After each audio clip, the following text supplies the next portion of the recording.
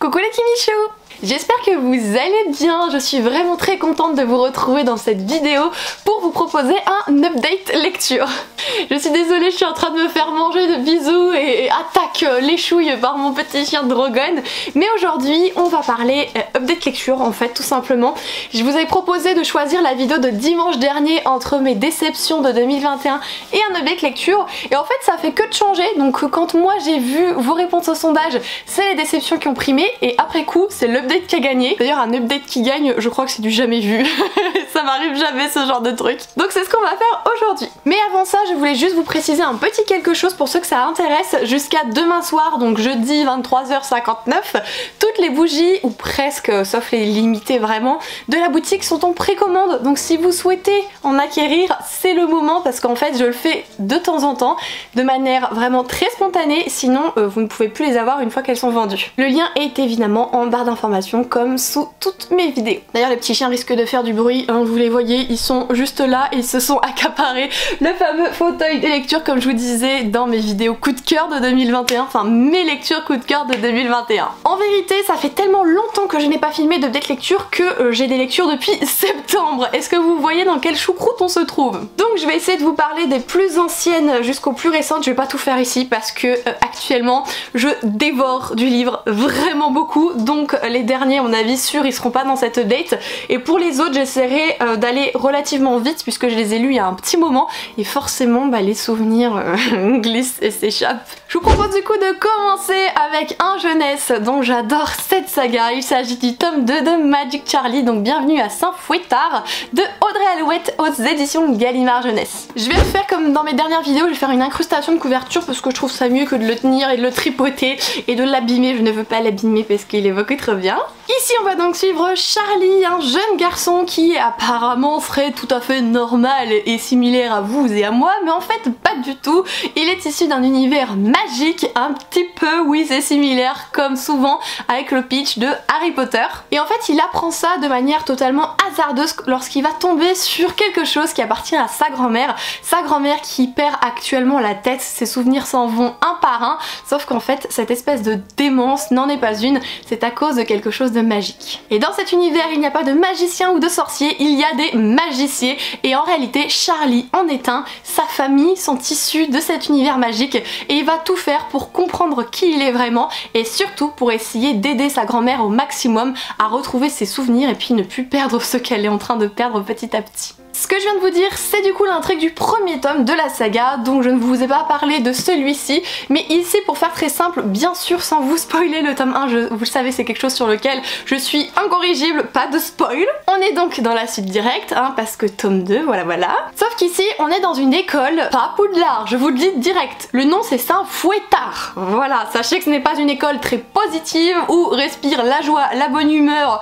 et les confettis, loin de là, c'est être un petit peu une année très particulière pour Charlie et son ami Sapoti et ils vont essayer de s'en sortir au mieux dans cette école et continuer leur mission vis-à-vis de sa grand-mère. C'est donc tout pour le résumé de ce roman-ci. Il faut savoir que moi je ne suis pas du tout impassible vis-à-vis de cette saga puisqu'encore une fois, pour ceux qui ne le savent pas, c'est la saga qui m'a lancée dans la lecture il y a de cela plus de 2 ans je crois, 2 ans et demi maintenant.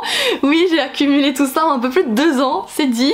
Et en fait j'ai été vraiment subjuguée par la plume d'Audrey dans le sens où elle est très douce, où finalement on prend vite part à l'histoire, c'est jeunesse mais finalement peut-être moins que le tome 1 de Harry Potter pour l'avoir lu en tant qu'adulte et pas à l'époque de sa sortie. Je trouve que Magic Charlie fait moins enfant que le premier tome d'Harry Potter pour que vous puissiez vous situer. Et j'aime beaucoup la tournure que prennent les choses. On parle bien sûr d'amitié, on parle d'aventure, de quête, de confiance, de découverte en général puisque c'est un univers que Charlie ignore totalement. Et c'est très prenant, c'est une saga sur laquelle je pourrais faire beaucoup d'éloges. Je pense que si vous connaissez un petit peu ma chaîne, vous savez que j'aime beaucoup justement Magic Charlie, Audrey Alouette, donc c'est quelque chose sur lequel je serai toujours très positive. Le tome 2 est très différent puisqu'on n'est plus dans la découverte de la magie, on est sur quelque chose qui finalement s'anime beaucoup plus, c'est quelque chose qui est ancré dans la tête du lecteur et du coup on peut aller vers différentes petites pistes. Il y a beaucoup de choses qui sont extrêmement positives comme le fait qu'ici l'autrice a créé des mots comme les croissants sourires, enfin plein de petites choses comme ça et d'ailleurs c'était assez drôle puisque dans les anecdotes qu'elle nous livre il y a des noms qui ont été trouvés par son petit garçon et qu'elle a mis dans l'histoire. C'est une saga que je ne peux que vous conseiller mais qui reste tout de même jeunesse, donc si c'est quelque chose que vous avez du mal en lecture, attention, n'y allez pas, ça ne va pas vous correspondre. Par contre, si vous aimez les romans et les sagas jeunesse, foncez-y, là je peux que vous la recommander. On va couper tout ça avec un petit peu des mangas et donc j'ai terminé malheureusement la saga BL Métamorphose. Donc ça c'est de Kaori Tsurutani, le tout aux éditions Kiyun. BL Métamorphose, déjà pourquoi BL? Boys Love. On va donc avoir directement au cœur de cette histoire des autres histoires en rapport avec des mangas qui traitent d'amour entre jeunes hommes ou entre hommes tout court.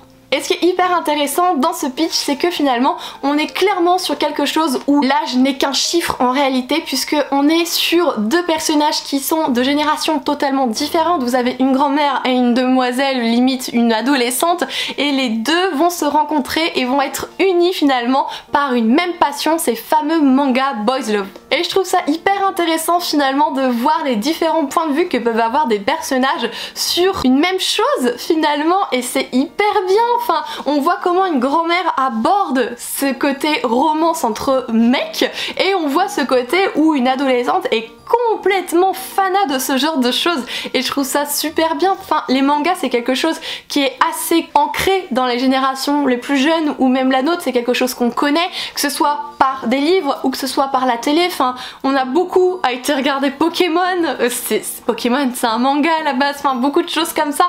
Donc en fait, tout ce genre de choses, nous on a baigné dedans, mais les autres générations pas forcément comme la grand-mère ici, et j'adore voir son point de vue, je le trouve vraiment très intéressant. Et finalement ça reste une lectrice lambda, puisqu'elle est comme nous, elle s'extasie, elle se pose des questions, elle attend vraiment la suite avec impatience, elle va chercher la suite justement le jour de la sortie, enfin vraiment c'est une mordue de ce genre de petite lecture. C'est donc une saga en 5 tomes terminée, comme vous pouvez le constater, c'est mon seul regret en fait parce que je trouve ça super bien. Au-delà de ça, vous avez aussi le côté histoire dans l'histoire, puisqu'on parle de différents mangas au sein de cette saga même, donc c'est plutôt intéressant. J'aime beaucoup ce côté où c'est incrusté dedans, une histoire dans une histoire, j'aime beaucoup ça. Sur le principe, il se passe pas des trucs de ouf. Si vous cherchez une saga vraiment où ça va bouger, où vous allez vraiment vous éclater, il va y avoir beaucoup de rebondissements, c'est pas le cas, c'est beaucoup plus tranquille, c'est beaucoup plus tranche de vie ici. Pour autant, c'est clairement pas dénué de charme. Moi j'avais commencé cette saga de manière totalement innocente, vraiment innocente, et je me revois durant nos vacances du côté de Bordeaux en train de faire toutes les librairies vraiment de Bordeaux, du bassin d'Arcachon, pour que je puisse me trouver la totalité de la saga parce que j'étais complètement croquée. On continue avec une déception que je n'ai pas mis dans mes déceptions de 2021. J'aurais pu, pour autant, je sais pas pourquoi je l'ai pas fait. En fait, je l'ai oublié. J'y ai pensé après et c'était trop tard. J'avais fini de filmer, donc je dis c'est pas grave, je leur en parlerai en update lecture. Et là, mon avis, il va aller totalement à contresens de, je pense, tout ce que vous avez lu concernant ce roman. Il s'agit du Fracas et du Silence de Cory Anderson, le tout aux éditions Pocket Jeunesse. Vous allez sûrement le voir, il y a un post-it ici et en réalité je n'ai pas beaucoup avancé cette histoire, donc c'est un abandon pour ma part. J'en suis arrivée à la page 95. J'ai essayé, hein, vraiment j'ai tout donné. Je me souviens que j'étais même là en train de le lire devant des vidéos justement où on lit tous ensemble avec un créateur de contenu. J'ai même fait ça pour essayer d'avancer et je sais pas, ça l'a pas fait. Dans cette histoire, on va suivre deux garçons, deux frères qui vivent dans une situation qui est proche un petit peu de la misère malgré tout. Et un jour, il va se passer quelque chose avec leur maman, sachant qu'ils n'ont déjà plus de papa. Ils vont donc se retrouver tout seuls et le grand frère va tout faire pour essayer de faire en sorte qu'ils s'en sortent justement. Parce qu'il tient beaucoup à son petit frère et il ne veut pas qu'il souffre de tout ça et il ne veut pas qu'ils soient séparés l'un de l'autre, ce que j'entends complètement. On va donc suivre leur histoire et un petit peu leur déboire, voir comment est-ce qu'ils vont réussir ou pas à s'en sortir. Et finalement le pitch est quand même très intriguant, je pense que nous sommes d'accord. Et même si je trouve tout ça très bouleversant, attention c'est quelque chose qui va m'être très personnel, j'ai pas réussi à accrocher au protagoniste principal, le grand frère, celui-là qui se démène pour son petit frère. Le petit frère je le trouve très touchant, complètement adorable et qui est pas totalement niais, finalement il se rend compte des choses mais il veut pas vexer son grand frère. Et ça j'ai trouvé que c'était vraiment super chou, c'était quelque chose de très touchant. Mais je sais pas, j'ai pas été prise dans le truc, même si j'apprécie ce personnage, j'étais pas à fond pour savoir s'ils allaient s'en sortir, etc. Ça s'explique pas. C'est un sentiment que j'ai eu de telle manière à ce que je ne voulais pas savoir ce qui allait leur arriver, alors que finalement ce qui s'est passé c'est quand même quelque chose de très grave. Si vous lisez l'histoire vous allez vite vous rendre compte, et qui fait que normalement le lecteur est vite touché et vite pris dans l'histoire. J'ai vu beaucoup de retours sur ce livre et les retours sont extrêmement positifs, donc je me suis dit c'est juste que l'histoire n'est pas faite pour moi, j'ai peut-être pas adhéré à la plume, à ce côté où on veut toucher le lecteur finalement vis-à-vis de leur vécu. En fait je pense que c'est ça, c'est que plus on essaye de cibler le lecteur en lui disant sois triste pour les personnages, ressens quelque chose, plus on va essayer de me forcer, je mets des gros guillemets, à ressentir quelque chose, moi je vais le ressentir. Vous voyez ce que je veux dire? Quand on essaye de rendre une histoire dramatique, j'aime pas ça, c'est là où je n'adhère pas. Et pour autant ils y peuvent rien les petits garçons de ce qui s'est passé, mais moi ça l'a simplement pas fait. Mais je vous dis, il y a tellement de retours positifs que ne vous arrêtez pas à moi et mon souci de lecture par rapport à cette histoire. Tentez-la si justement vous en avez envie. On continue avec le premier tome d'une saga fraîchement sortie. Il s'agit du coup de Flowers for Vincent. Bon je le dis en français, c'est Vincent. Donc ça c'est de Cherryuki, le tout à retrouver aux éditions H2T. Cette petite couverture est absolument beaucoup trop mignonne, j'adore le style graphique, de toute façon le manga est comme ça, donc c'est quelque chose qui m'avait vraiment tapé dans l'œil. Au cœur de ce récit on va donc suivre Iris. Iris est une jeune demoiselle dont sa grand-mère a beaucoup de soucis de santé, elle est hospitalisée et Iris rate régulièrement l'école parce qu'elle est dans ses rêveries à penser à la vie en général, à sa grand-mère, à tout ce genre de choses. Et en fait un jour en se baladant, il va y avoir une odeur familière qui va l'intriguer et elle va tomber sur un fleuriste. Ce jeune homme tient donc la boutique depuis le décès du propriétaire et en fait il y a une espèce de légende autour de cette boutique, une aura très mystérieuse et mystique qui entoure autant la boutique que le jeune homme pour le coup, et ça va énormément intriguer Iris. Je préfère vous le dire, dans cette histoire il y a clairement quelque chose de fantastique. Si vous n'appréciez pas ça dans les mangas ou dans les romans en général, les récits, et bien ça va pas vous plaire puisqu'on a cette dimension qui est clairement abordée ici. J'ai trouvé ça vraiment très bien, j'ai adoré, c'est très bon page turner, c'est petit, c'est un manga, ça se dévore, mais je suis très curieuse de découvrir la suite. Le deuxième tome est annoncé pour cette année-ci, j'espère qu'il tardera pas trop. La plupart du temps chez H2T c'est un manga par an par rapport aux sagas, donc je suis un peu frustrée j'avoue parce que j'aurais vraiment aimé en dégommer simplement parce que je le trouve très intéressant. J'aime beaucoup la relation qu'a Iris avec sa grand-mère, le côté très protecteur du fleuriste vis-à-vis d'Iris, il y a beaucoup de choses qui sont abordées et qui font que finalement j'ai été vite prise dans l'histoire, et puis les graphismes ils sont absolument à tomber. D'ailleurs je vous dis que le deuxième tome sort en 2022 patati patata, c'est vrai hein, mais en fait c'est le deuxième et dernier tome, c'est un diptyque, il n'y a pas plus de 2 tomes dans cette saga. C'est dommage parce que j'aurais adoré qu'il y ait beaucoup de choses dessus, on se pose beaucoup de questions mais je pense qu'on aura la réponse dans la suite. A vous de voir si vous serez patient ou non d'attendre le tome 2, de tout craquer d'un coup parce que vous êtes impatient justement et qu'il faut que vous enchaîniez les tomes, ou si comme moi vous le lisez innocemment et que maintenant vous tournez les pouces en attendant la suite. Je continue avec un livre que m'avait offert mon chéri à l'automne dernier. Il s'agit des filles qui ne mourraient pas de Kieran Millwood Hargrave aux éditions Michel Lafon. Ce livre m'a beaucoup intéressée parce qu'on dit que c'est une réécriture féministe du conte de Dracula. Alors réécriture de conte, blablabla, mais le côté féministe, j'avoue que ça avait un petit peu éveillé ma curiosité. Et ici on va donc suivre 2 sœurs qui sont en réalité jumelles et il va y avoir une cérémonie qui est censée leur révéler quelque chose de très important les concernant. Sauf que le village va être attaqué et tous les enfants, les jeunes personnes en tout cas, vont être enlevés et être directement amenés dans un château pour travailler. Elles vont donc travailler en cuisine, elles vont essayer de s'en sortir du mieux que possible, sauf qu'il y a de plus en plus de jeunes filles qui disparaissent. Jusqu'au jour où finalement l'une des sœurs va disparaître et celle qui reste va tout faire pour la retrouver, et c'est là que va intervenir toute la partie fantastique du récit. Est-ce que c'est vraiment une réécriture du conte de Dracula? Je suis pas certaine, on a des éléments mais c'est pas totalement ça. J'ai cru entendre qu'en fait c'était plus une réécriture du conte de Vladimir III, quelque chose comme ça, je sais plus exactement, je suis désolée, mais qu'en fait c'est pas réellement Dracula. Donc bon, je peux comprendre que ça chiffonne un peu dans le sens où c'est vendu comme tel et que finalement c'est pas totalement respecté, je l'entends parfaitement. Au-delà de ça, la plume, c'est l'autrice. Kieran, c'est l'autrice, dites-moi que c'est une femme. Et bien j'ai adoré, c'est quelque chose de très poétique, un brin d'onirisme finalement et très prenant. On a ce côté page turner où on s'inquiète beaucoup pour les demoiselles. Elle a réussi à faire en sorte que le lecteur ressente de l'empathie pour ses personnages et ça c'est quelque chose qui est dur à faire en tant qu'auteur et quand le challenge est réussi, franchement c'est un régal. J'ai tout aimé de A à Y. Le Z me pose souci. Le Z c'est donc la fin de l'histoire parce que la fin...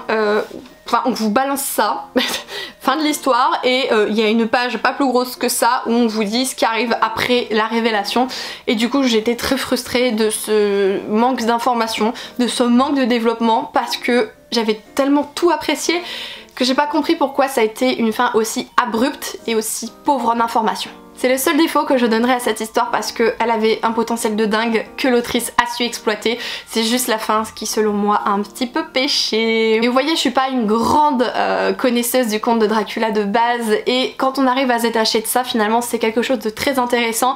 Le point de vue féministe est clairement mis en avant, développé et c'est quelque chose qui fait que oui, on a parti pris avec les deux protagonistes mais aussi on a des garçons, on a d'autres personnages, d'autres demoiselles qui sont aussi importantes et j'aime beaucoup ça. Je continue avec un manga one shot, donc on a tout de A à Z clairement dans un seul et unique tome.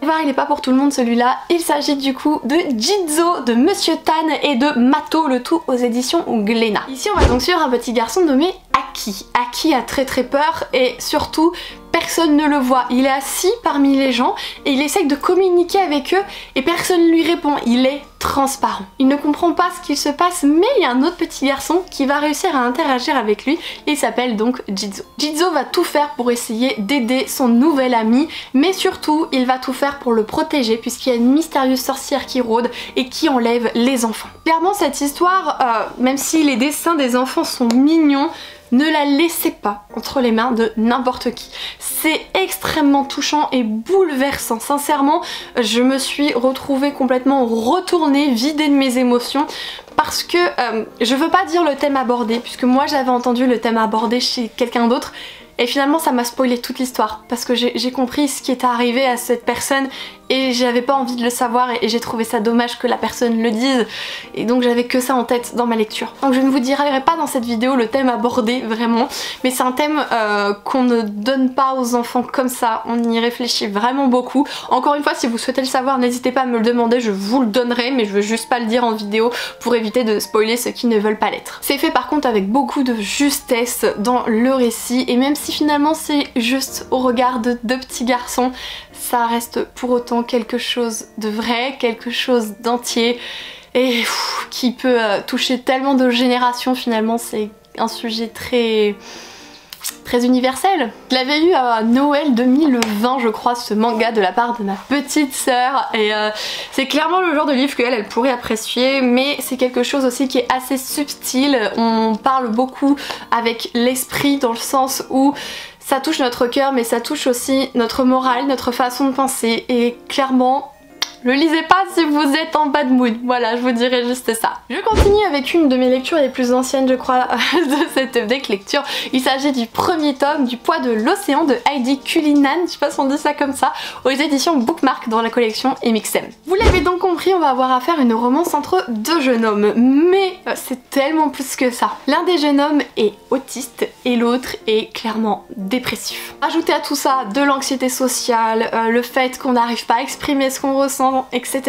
Ça complique vraiment toute cette tambouille. On va donc suivre ces deux jeunes garçons qui vont faire la connaissance de l'un et de l'autre et il va avoir une relation certaine qui va se lier justement entre eux, une relation qui va faire en sorte de les tirer vers le haut et de ne plus, en tout cas de faire en sorte que ce fameux poids de l'océan sur leurs épaules essaye de s'alléger un peu puisque ce n'est pas normal de ressentir tout ça quand on est aussi jeune. En termes d'âge, on est sur des protagonistes qui vont arriver à la fac, si ça peut vous guider un petit peu sur ce que vous allez pouvoir y trouver. Je ne suis moi-même pas concernée par les sujets qui sont abordés, bien que j'ai été un petit peu dépressive à un moment dans ma vie, mais on a plus ou moins des périodes dans notre vie où on peut l'être selon ce qui nous arrive. Et pour autant j'ai eu ce sentiment de quelque chose de vrai, de juste, d'exprimer avec un tel réalisme que ça en fait froid dans le dos. En fait, on comprend beaucoup mieux ce que peuvent traverser les personnes qui sont concernées par tout ça. Et là où j'ai été le plus bluffée, sincèrement, c'est vis-à-vis du protagonisme qui est autiste. Parce qu'en fait, lui, il a conscience qu'il a un handicap, mais il le ressent pas comme ça puisqu'il n'a connu que ça durant toute sa vie. Et encore, il faut savoir qu'il y a plusieurs formes d'autisme. Vous avez un autisme où vraiment vous n'allez pas supporter le contact, où finalement vous allez être énormément dans votre monde et vous allez très peu vous ouvrir aux autres. Et ici, notre protagoniste n'a pas cette forme d'autisme, il a réussi en tout cas à faire un chemin certain, il a avancé vis-à-vis de ce qui le ronge et je trouve ça très beau, très intéressant, mais pour autant, et justement le roman porte son titre, ces protagonistes ressentent finalement un poids énorme sur eux et sur lequel ils essayent de faire en sorte d'avancer, ils essayent de faire en sorte de déléguer, etc. Mais on peut pas, on est comme on est et finalement ce qui nous bloque, parce que c'est quelque chose d'extrêmement dur, et ben on peut rien y faire, on a juste ce poids qui est là et finalement on se dit que peut-être avec l'amour, cet océan il peut essayer un petit peu de se vider, on peut essayer de lâcher un petit peu prise et c'est ce que nous retrace aussi cette histoire. Concernant l'autre protagoniste, avec son côté très dépressif, anxiété sociale, etc., son parcours est aussi très intéressant. J'ai été plus touchée par l'autre, mais celui-ci me touchait aussi quand même beaucoup. Et il y a un troisième protagoniste qui va arriver bien plus tard, qui est lui un handicap physique, et son handicap est récent puisqu'il est à la suite d'un accident, et toutes ces formes finalement qu'on peut appeler de différence font que les personnes ne vont pas raisonner de la même manière, mais pour autant, est-ce que ce qu'ils pensent est moins légitime que ce que des personnes non concernées vont penser? Mais pas du tout, pas du tout. C'est juste que leurs mécanismes de défense ne sont pas les mêmes, leurs mécanismes pour s'exprimer ne sont pas les mêmes non plus. Le jeune homme qui est autiste n'a pas les mêmes filtres, au contraire, il va droit au but, il ne tourne pas autour du pot, il dit ce qu'il a à dire, et finalement dans la société dans laquelle on vit, c'est quelque chose qui peut être négatif parce que ça peut être interprété comme blessant, comme le fait que la personne n'y aille pas avec des pincettes, vous voyez, mais malgré tout ça nous aide beaucoup à comprendre ces personnes, et vraiment je suis subjuguée par ce roman qui a été très... ouais, c'est une grosse claque en fait. Quand on ne connaît pas ces sujets, quand on n'est pas confronté à ça de nous-mêmes, c'est une grosse claque. C'est une duologie dont le deuxième tome est sorti et j'ai eu la chance de le lire parce que l'une d'entre vous m'a offert ce premier tome et même le deuxième, donc je te remercie de tout cœur. Et sincèrement j'espère que vous allez découvrir cette histoire qui n'est pas très grande, c'est vrai, mais qui finalement fait que le lecteur en ressort très enrichi. Je vous propose de continuer avec une autre réécriture de conte. J'ai envie de vous parler de ce roman, à savoir La Mélodie des limbes de Nina Gorlier aux éditions Magic Mirror. Je vous l'ai déjà dit, mais les éditions Magic Mirror sont spécialisées dans les réécritures de contes, et là on va avoir affaire notamment au conte des 7 corbeaux, ou on l'appelle aussi le conte des 3 corbeaux, qui n'est pas raconté de la même manière selon qui, et ici on s'est inspiré de l'interprétation des frères Grimm. Ici on est invité à suivre l'histoire d'Elisabeth. Elisabeth est une jeune fille incomprise. Elle est différente et ses parents ne le comprennent pas forcément, justement. On fait appel à un médecin, on lui dit qu'il y a quelque chose qui va pas, qu'il faut l'envoyer ailleurs. Elle ressent un vide dans son cœur. Enfin, c'est très compliqué pour elle de vivre. En fait, à chaque fois qu'elle ferme les yeux, chaque nuit, elle revoit son ami imaginaire nommé Frédéric. Elle passe des heures avec lui à lui raconter ses malheurs, à lui raconter sa vie, et c'est ce qui lui fait du bien. Sauf qu'un jour elle va comprendre que cet univers n'est pas forcément celui dans lequel on est censé se plonger une fois endormi, c'est un autre univers qui est régi par l'entrepasseur. Et l'entrepasseur va mettre au défi Elisabeth. Il va lui dire: tu as 7 jours pour retrouver les 3 clés du royaume. Quand tu auras retrouvé ces 3 clés, je libérerai ton ami Frédéric, auquel cas il mourra. Vous comprenez donc bien la mission qu'Elisabeth va donc poursuivre, et surtout elle tient plus que tout à cette personne qui est la seule à la comprendre et finalement qui est bien plus que ça, mais vous l'apprendrez si vous lisez ce livre. Moi je ne connais pas le conte originel que s'est inspiré justement Nina pour nous proposer ce récit, mais j'ai adoré cette dimension qui n'est pas le monde des rêves finalement. Elle fonctionne d'une manière qui lui est propre par rapport à l'entrepasseur, et toute l'imagination qu'elle a mis dedans justement, j'ai trouvé ça tellement intéressant. C'est poignant, bouleversant, intriguant, palpitant, vous voyez tout ce genre de petits mots là qui font qu'un lecteur est vraiment pris dans le truc, c'est ce que j'ai ressenti. Alors l'un des petits bémols, mais bon j'ai réussi à passer outre, c'est que la manière dont se comporte Elisabeth, sa façon de penser, sa façon d'interagir avec le monde et l'espace n'est pas en adéquation avec l'âge qu'on lui donne. Donc du coup moi j'ai fait en sorte de complètement oublier son âge parce que sinon ça allait me perturber et je me suis concentrée sur sa façon d'être, enfin sur elle quoi. Frédéric a aussi une très belle histoire que je ne peux que vous inviter à découvrir et également tous les personnages annexes de ce récit sont très intéressants, ils ont tous quelque chose à nous apprendre et même si finalement on ne voit pas clair dans leur jeu suffisamment vite, j'ai beaucoup aimé le fait au moment où justement le rideau se lève et on découvre les choses. C'est des choses que moi je n'ai pas vu venir et même si c'était pas forcément l'apothéose parce que vous avez plusieurs degrés dans l'histoire, mais c'était très prenant. Il faut se dire que c'est quand même un conte qui je pense n'est pas destiné à tout le monde dans le sens où la compréhension va être mise à rude épreuve pour justement essayer d'interpréter les informations qui sont données puisqu'au sein même de cet univers il se passe tellement de choses, tout s'embrique l'un dans l'autre, les informations qu'on nous donne nous permettent de comprendre quelque chose mais en même temps hop on passe à un autre truc et finalement quel est cet autre truc? C'est quelque chose de très spécial mais pour autant quand on est un minimum concentré ça se fait très bien et c'est super intéressant. Et je terminerai cette lecture avec une grosse BD.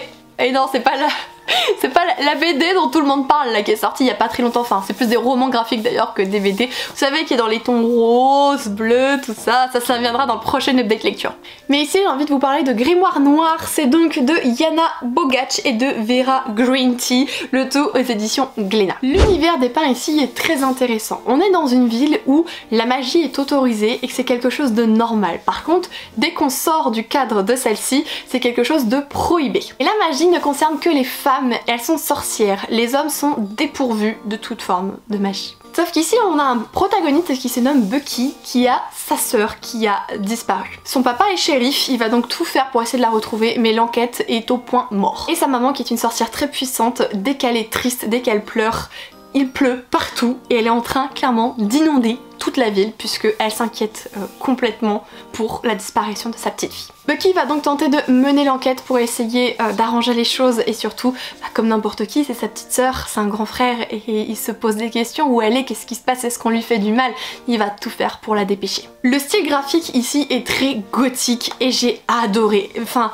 la dessinatrice a quelque chose d'incroyable ici, elle arrive à retranscrire énormément d'émotions sur le visage des personnages, la colorimétrie est utilisée avec beaucoup de justesse et son trait graphique il est absolument incroyable. Ce que j'aime beaucoup c'est qu'on croit savoir des choses et finalement on nous montre que non, on se trompe, qu'il ne faut pas croire justement dans les fameuses apparences, vous savez, qu'il faut creuser un petit peu au-delà. Ce qui est vrai dans la vie en général et ce roman graphique le retrace très bien. On est vraiment pris dans l'enquête de Bucky, on est avec lui à se poser des questions, à se dire bon on va aller voir tel protagoniste, qu'est-ce qu'il va nous apprendre, tel protagoniste, qu'est-ce qu'il va nous apprendre, non mais je suis sûre que c'est lui mais en fait on a une révélation, on se dit mais qu'est-ce que c'est que ce truc, enfin c'est hyper intéressant, on est avec Bucky, on est enquêteur et enquêtrice et on prend les choses autant à cœur que lui même si finalement c'est pas notre petite sœur. Tout début j'ai eu un tout petit peu de mal à comprendre la fin, j'ai dû relire certains petits passages de la fin pour avoir bien compris l'information mais c'est pas quelque chose de compliqué, c'est juste que mon cerveau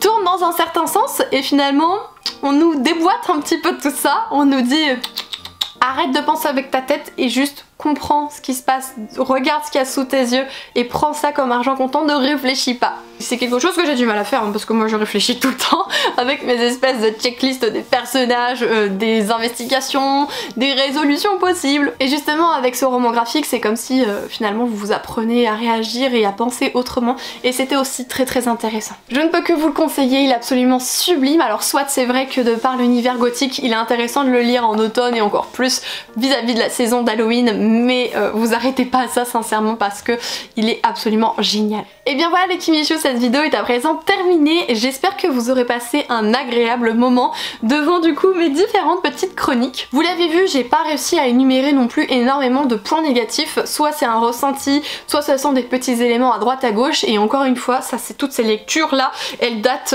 au moins, je crois que la plus récente là-dedans elle est peut-être d'octobre, donc ce sont des choses qui remontent un petit peu et sur lesquelles j'ai la mémoire qui n'est pas forcément forcément hyper optimal. Par contre les autres qui sont là et qui attendent sagement un autre update lecture, sachez qu'il y en a déjà beaucoup, je vous le dis tout de suite. Eux je les ai lus il y a pas longtemps, donc finalement je vais vraiment pouvoir faire des chroniques qui sont beaucoup plus concises et précises. N'hésitez pas à me dire si vous avez lu certains de ces livres, ce que vous en avez pensé, ou si vous souhaitez les ajouter à votre wishlist. Comme toujours, ma curiosité n'a pas de limite. Je vous fais du coup des très gros bisous, je vous souhaite une très belle journée et de prendre soin de vous avant tout, d'accord? Gros bisous tout le monde. Ciao les Kimichou.